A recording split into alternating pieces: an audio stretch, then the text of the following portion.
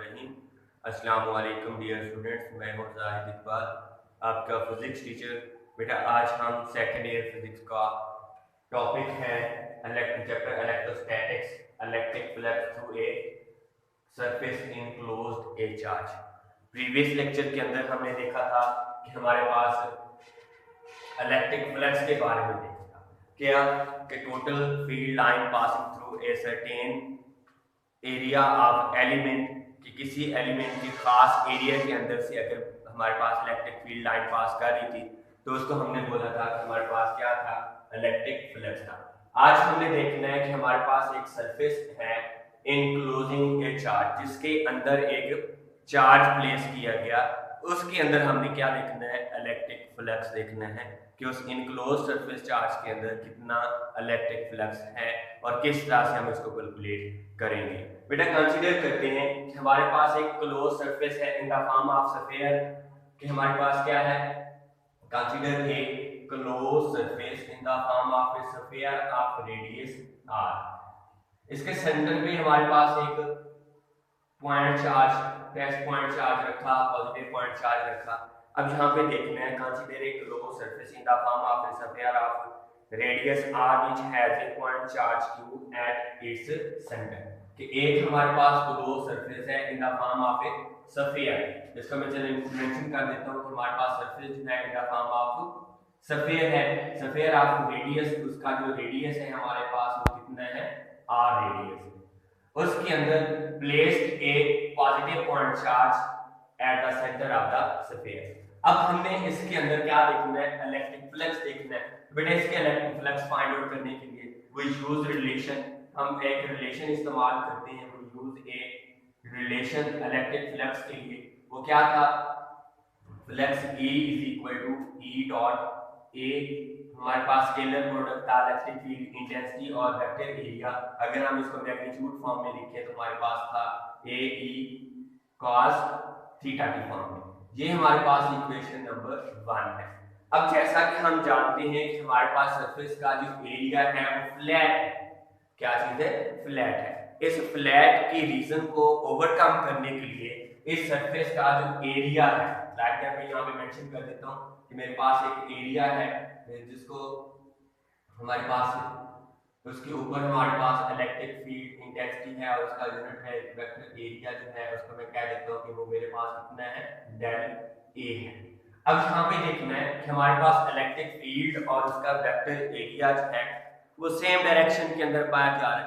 अगर हम इस सरफेस एरिया को, सरफेस है किसकी, स्फीयर की, इसको स्मॉल पार्ट्स के अंदर इक्वल हमारे पास वेक्टर एरिया के अंदर डिवाइड आउट कर लें तो हमारे पास हर एक पार्ट के ऊपर उसके इलेक्ट्रिक फील्ड और उसका वेक्टर एरिया वो क्या है, एक जैसा है, एक ही डायरेक्शन के अंदर है। तो देन क्या होगा हमारे पास, to apply formula electric flux, to calculate electric flux the surface area should be flat. For this reason total surface area of the surface, total area of the surface जो है उसको हमने स्मॉल एलिमेंट्स के अंदर या small vector area के अंदर उसको क्या करना है, डिवाइड आउट करना है। लाइक दैट हमारे पास सरफेस एरिया जो है, सरफेस एरिया ऑफ स्फीयर क्या है, surface area of sphere is divided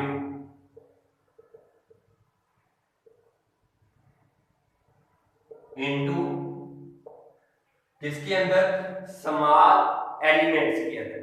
किसके अंदर डिवाइड करते हैं, small parts of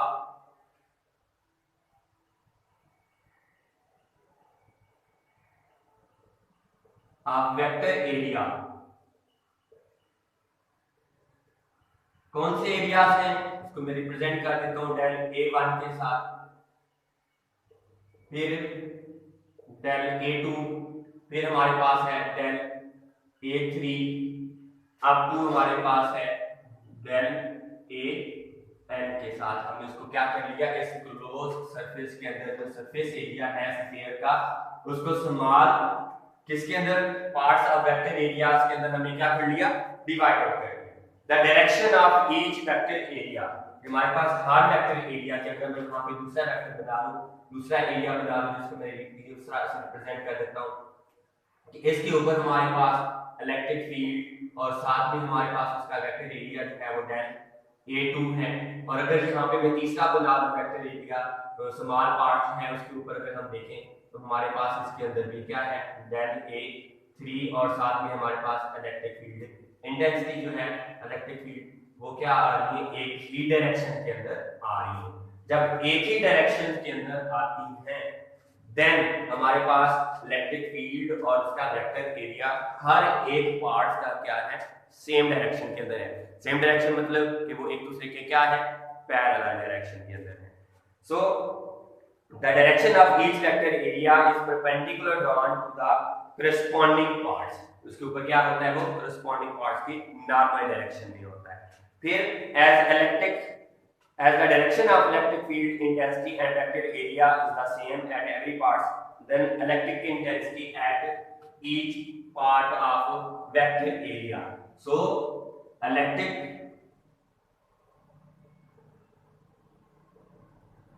field intensity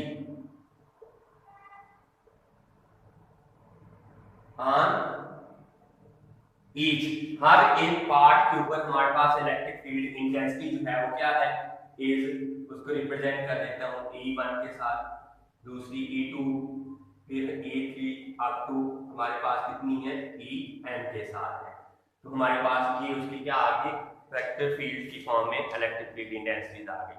अब बेटा यहाँ पे देखना है कि अगर हम किसी एक वेक्टर एरिया का फ्लक्स फाइंड आउट कर लें हम उसके दूसरे वेक्टर एरिया का स्मॉल पार्ट्स का भी फाइंड कर सकते हैं, तीसरे का भी फाइंड कर सकते हैं, चौथे का भी, अप टू सो ऑन जितने भी हमने पार्ट्स बनाए हैं उन पार्ट्स का हम क्या कर सकते हैं फ्लक्स फाइंड करते हैं।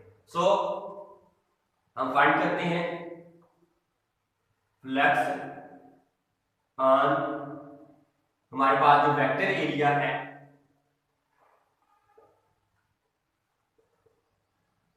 डेल A1 का हम पहले इसके ऊपर फ्लक्स फाइंड आउट करना चाह रहे हैं कि A1 जो है उसका अगर हम एरिया फाइंड कर लें फिर A2 का भी फाइंड कर सकते हैं, A3 का भी फाइंड कर सकते हैं।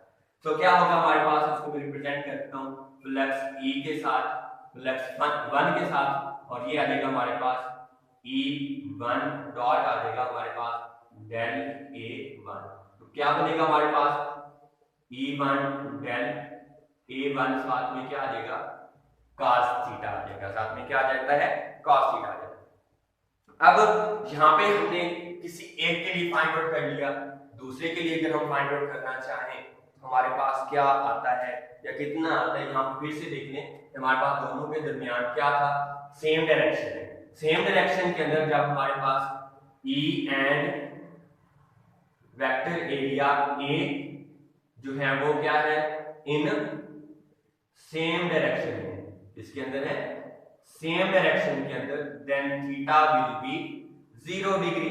यहाँ पे 0 अगर पुट करें तो हमारे पास जो फ्लक्स 1 है वो कितना आ जाएगा हमारे पास E1 del A1 into cos 0 degree और cos 0 हमारे पास 1 के बराबर होता है, ये कितना आ जाएगा E1 डेल A1।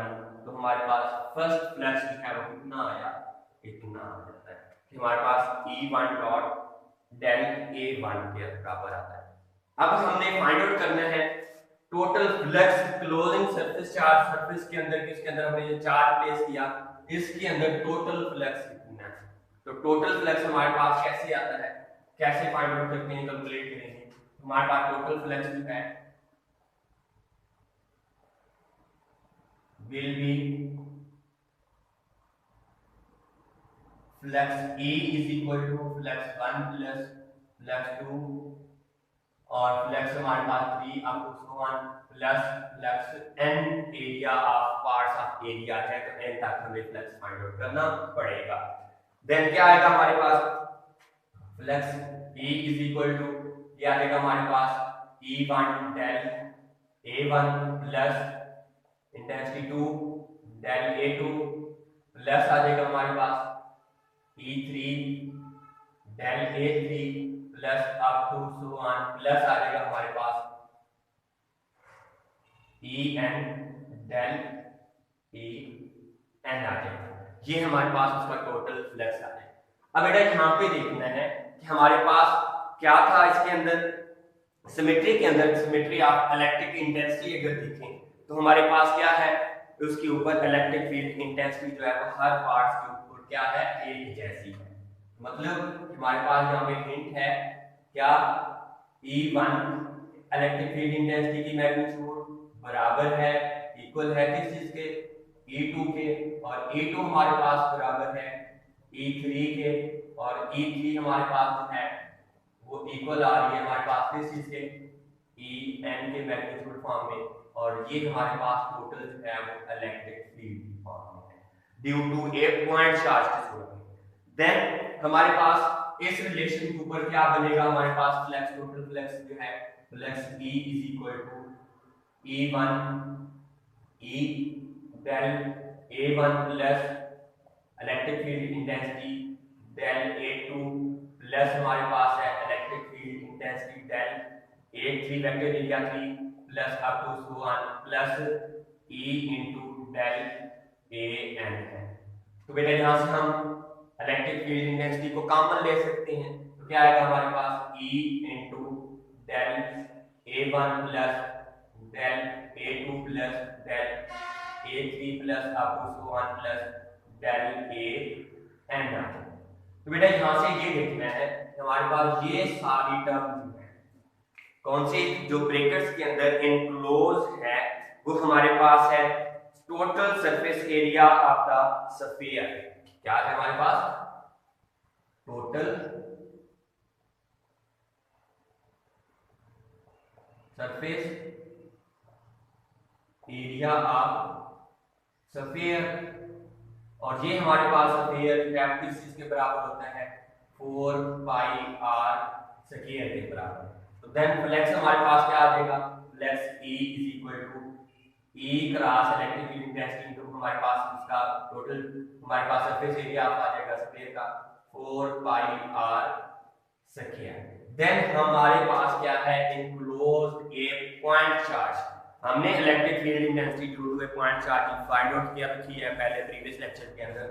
तो वहां पे हम जानते हैं कि electric field intensity due two point charge है किसके बराबर है, 4 pi epsilon not q over r square के बराबर। देन यहां पे हमारे पास फ्लक्स की वो वैल्यू पुट करें इलेक्ट्रिक फील्ड इंटेंसिटी की, तो हमारे पास फ्लक्स है वो कितना आ जाएगा, 1 over 4 pi epsilon not q over r square multiple bye 4 pi r square के साथ आ जाएगा।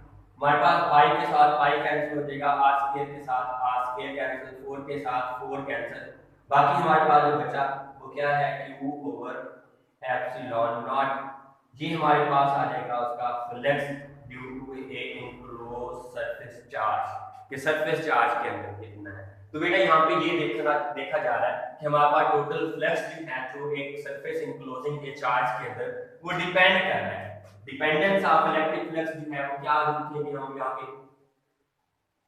डिपेंडेंसी जो है वो किसके ऊपर डिपेंड कर रही है, एक तो हमारे पास है charge enclosed in surface, surface के अंदर बंद किया हुआ चार्ज। दूसरा हमारे पास है कि दूसरा मटेरियल मीडियम जो है हमारे पास the depend upon the medium, हमारे पास क्या है, दूसरा वो है एक चार्ज है, दूसरा हमारे पास एप्सिलॉन नॉट है जिसको हम क्या बोलते हैं, मीडियम बोलते हैं। अब बेटा यहाँ पे क्वेश्चन ये अरेंज होता है कि हमारे पास क्या है, इलेक्ट्रिक फ्लक्स डिपेंड कर रहा है किसके ऊपर, मीडियम के ऊपर, लेकिन हमारे पास ये तो नहीं बताया जा रहा कि हमारे पास इलेक्ट्रिक फ्लक्स है वो शेप के ऊपर या साइज के ऊपर डिपेंड करेगा। तो हम यहाँ पे ये भी कह सकते हैं कि हमारे पास फ्लक्स जो है वो इंडिपेंडेंट है, independent of shape of surface, कि सरफेस की जो शेप होगी उसके क्या है वो इंडिपेंडेंट होता है। मतलब कि अगर हमारे पास इस पॉइंट को मैं रिप्रेजेंट करना चाहूं कि मेरे पास कुछ इस तरह की फॉर्म की सरफेस है और यहाँ पे हमारे पास कोई पॉइंट चार्ज क्यों रखा, इधर से हमारे पास उसके ऊपर जो फ्लक्स होगा वो हमारे पास इस फॉर्म के अंदर होता है, तो उसको हम किसी भी डायरेक्शन के ऊपर उसकी में से फील्ड लाइन है वो पास हो सकती है, और ये हमारे पास फ्लक्स आ जाएगा उसकी शेप के लिहाज से। मतलब कि हमारे पास उसका जो इलेक्ट्रिक फ्लक्स है सरफेस के अंदर वो उसकी शक्ल के ऊपर, शेप के ऊपर इंडिपेंडेंट होता है, बल्कि सिर्फ और सिर्फ जो डिपेंडेंसी है उसकी वो चार्ज और मीडियम है जो कि सरफेस के अंदर रखा गया। बेटा ये था आज का हमारा लेक्चर कि हमारे पास इलेक्ट्रिक फ्लक्स थ्रू एक क्लोज सरफेस इनक्लोजिंग ए चार्ज क्या होता है हमने डिफाइन और कंसीडर किया था। Consider a surface enclose surface in the form of a sphere of radius, जिसका रेडियस कितना था, r था। उसके अंदर एक positive point charge q place किया गया है और इसका जो सरफेस एरिया है वो क्या है, फ्लैट है। सरफेस एरिया क्या है, फ्लैट। इस रीजन के ऊपर ओवरकम करने के लिए टोटल सरफेस एरिया को हमने small parts of vector area के अंदर डिवाइड आउट किया और वो small parts of vector area क्या थे, डेल a1 डेल a2 थी। सन उनके ऊपर एक्ट होने वाली जो इलेक्ट्रिक फील्ड है उसको हमने नाम दिया इलेक्ट्रिक 1 का, इलेक्ट्रिक 2 का, हमारे पास इलेक्ट्रिक फील्ड इंटेंसिटी 3 का। हर वेक्टर एरिया के लिहाज से उसकी इंटेंसिटी क्या है, तो उसी के लिहाज से है। फिर हमारे पास है फ्लक्स फाइंड आउट करना है, तो फ्लक्स फाइंड आउट करने के लिए हमारे पास ये वाला फार्मूला अप्लाई करना है। अब ये वाला फार्मूला हमने पहले पार्ट के ऊपर लगाया, वेक्टर एरिया के ऊपर हमारे पास ये आया। सिमिलरली हमने टोटल फ्लक्स फाइंड आउट कर सकते थे, सिमिलरली 2 के लिए भी है, 3 के लिए भी, आपको के लिए भी। यहाँ पे देखा कि हमारे पास symmetry of electric field intensity या symmetry of electric field vector area के लिहाज से देखा हमारे पास उसके ऊपर एक्ट होने वाली टोटल इलेक्ट्रिक फील्ड इंटेंसिटी जो है वो क्या है, बराबर है, एक जैसी है। सो हमने यहाँ पे वैल्यू पुट की और यहाँ पे देखा कि ब्रेकर्स के अंदर जो इनक्लोज सरफेस एरिया है वो total surface area of the sphere था और वो total surface of the sphere जो है वो हमारे पास बराबर है कि 64 पाई r स्क्वायर। और वहां पे हमने वैल्यूज पुट की और कैलकुलेट किया कि हमारे पास जो फ्लक्स आता है वो कितना आता है, charge over medium epsilon not. Okay बेटा, अल्लाह हाफिज।